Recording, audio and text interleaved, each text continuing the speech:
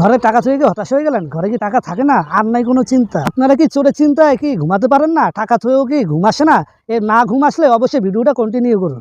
রে কেডা ধাক্কা মারে রে? আমি একটু ঘুমাইছি শান্তি পাই না। আরে লজ্জা পেলে তুমি ধাক্কা মারতেছো। আরে তোমার বাসা চোর আইছে, তোমার টাকা পয়সা সব লয়ে যাও। আরে সমস্যা নাই। চিনি দিকে এমন একটা শক্তিশালী আর মারি আনছি, গুপ্তধর মানে কি চোর কে চোর বাপ খুঁজে পাবে না। তো অবশ্যই আমার ভিডিও স্ক্রিনে আপনারা দেখতে পাচ্ছেন যে আমরা সাম্প্রতিক ঘরে টাকা পয়সা থুয়ে ঘুমাতে পারি না, শান্তিতেও থাকতে পারি না। অতএব চোরের অতিষ্ঠ কারণে এবং চোর সাম্প্রতিক বাংলাদেশে অনেক ধরনের জায়গায় অনেক বিভিন্ন জায়গায় তারা কলা কৌশল রপ্ত করে চুরি করে। এবং দেখুন চীনের লোকেরা কীভাবে সুন্দর একটা আইটেম, একটা সুন্দর একটা ডিজিটাল পদ্ধতিতে তারা একটা সুন্দর আলমারি নিয়ে আসলো যে টাকা আপনি ছবেন বাট বুঝতেই পারবেন না এখানে টাকা আছে না কি আছে। তো এত সুন্দর করে তারা তৈরি করছে।